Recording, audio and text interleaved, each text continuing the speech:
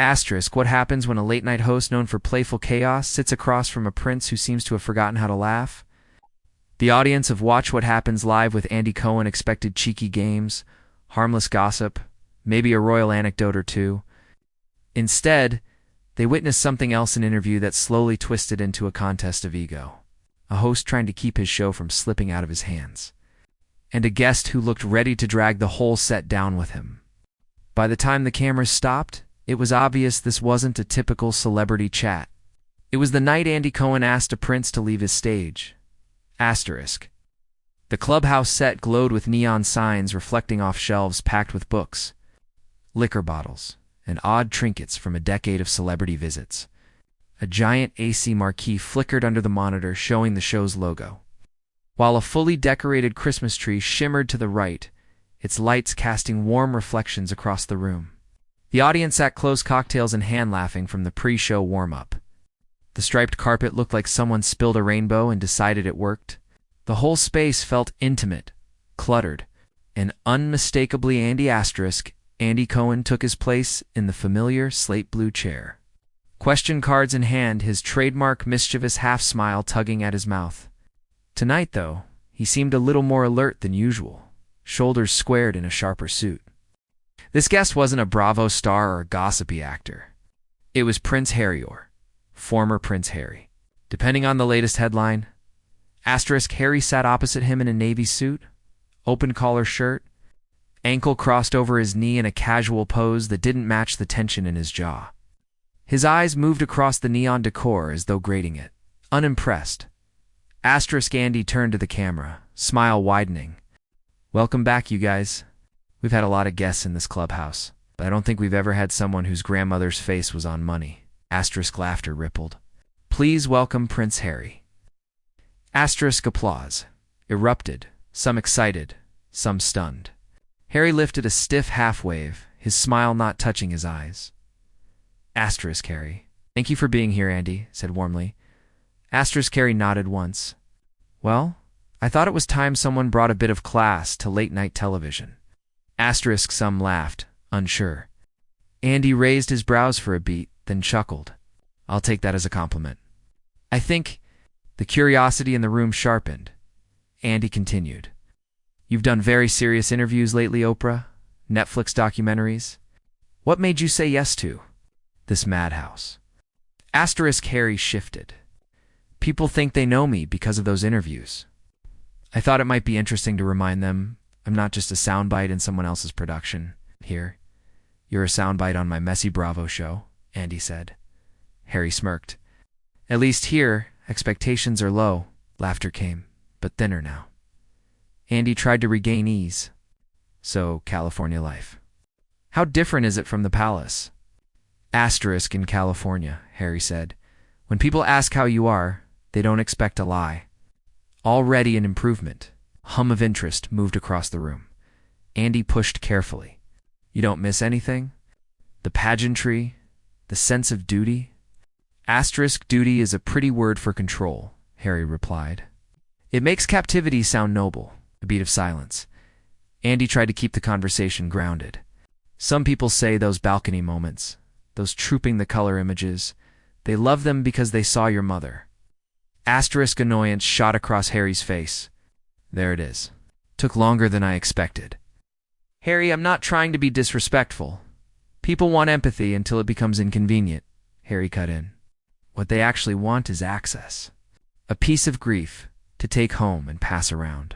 Asterisk. The audience quieted. Andy lifted a hand, calm but firm.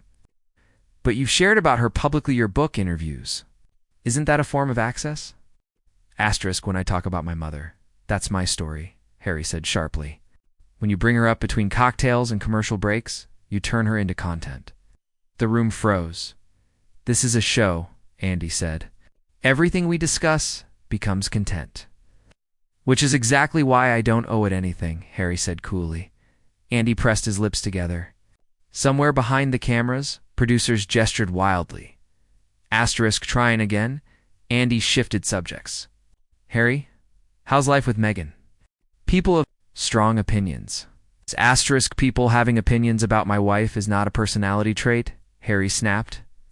but they behave like it is. Asterisk Andy pushed gently. Some say you both put your story out there.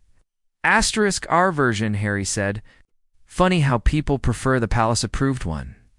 Asterisk Andy switched tones, searching for levity. Reality TV? Housewives? Anything? Asterisk Harry didn't bite. Reality TV is just the palace without titles. People performing dysfunction for viewers who pretend they're better than it. Laughter died instantly. Andy blinked. So, that's a no on Housewives? Asterisk Harry shrugged. I already lived with people backstabbing each other in designer clothing. I don't need to watch it again. The tension in the room grew heavy, thick. Andy took a calculated risk. Do you ever worry that leaving the monarchy meant stepping onto another stage, Hollywood media deals? Asterisk Harry leaned back. The difference is now, I choose the stage. And you chose this one tonight? Andy said. I chose it because I expected something refreshing, Harry replied. I didn't know we'd be dressing tabloid questions in glitter. Asterisk the audience gasped lightly. Andy's jaw tightened. The show cut to commercial. Asterisk during the break, nobody relaxed. Producers talked in frantic whispers. The control room's voices buzzed through Andy's earpiece. Harry sat still as stone. Asterisk the cameras came back to applause that sounded more like concern than excitement. Andy straightened. Viewer questions now. Asterisk a question from Brooklyn. Do you feel you've accepted no longer being a working royal? Asterisk Harry gave a thin smile. The question itself shows how little people understand how deeply the role was carved into me. Asterisk, but have you accepted it? Andy asked. I've survived it, Harry replied. Andy nodded, processing. Didn't you still choose to leave? Asterisk, do you truly believe leaving was optional? Harry challenged. A soft stir ran through the audience. Next question from Chicago. Why keep talking about your family if you want distance? Because silence never protected me, Harry said. Speaking hasn't either. Andy countered. It's shown who was never on my side, Harry said. Andy watched him carefully now. The way a driver watches the road while skidding on ice? Asterisk another question. Do you regret how public everything became? Asterisk Harry hesitated. Regret is a luxury for people whose voices remain intact. Mine was being chipped away. Asterisk, and what about those who feel hurt? Your father, your brother? Andy pressed.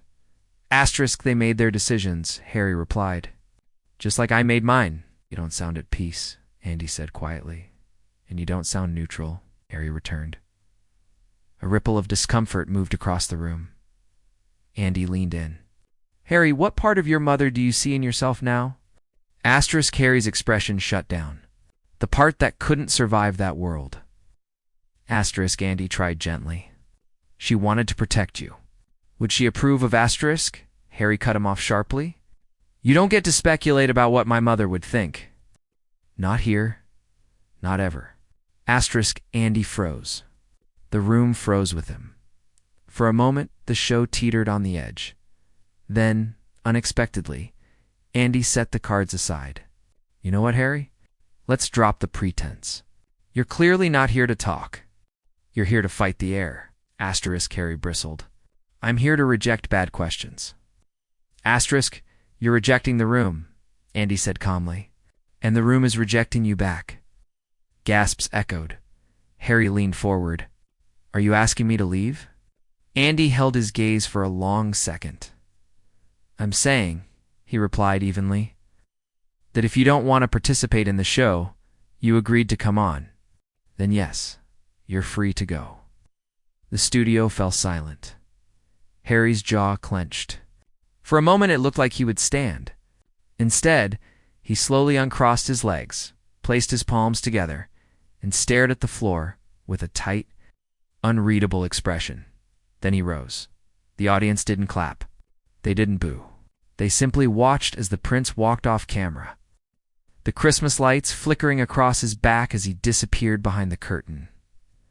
Asterisk Andy exhaled, long and controlled, then looked directly into the lens. Asterisk, well, he said softly, that was something. The audience finally let out a breath. The show cut to its final commercial. But the conversation inside that candy-colored clubhouse would be talked about far longer than any cocktail-fueled gossip segment. Asterisk. It was the night a prince walked off Watch What Happens Live and the night Andy Cohen let him.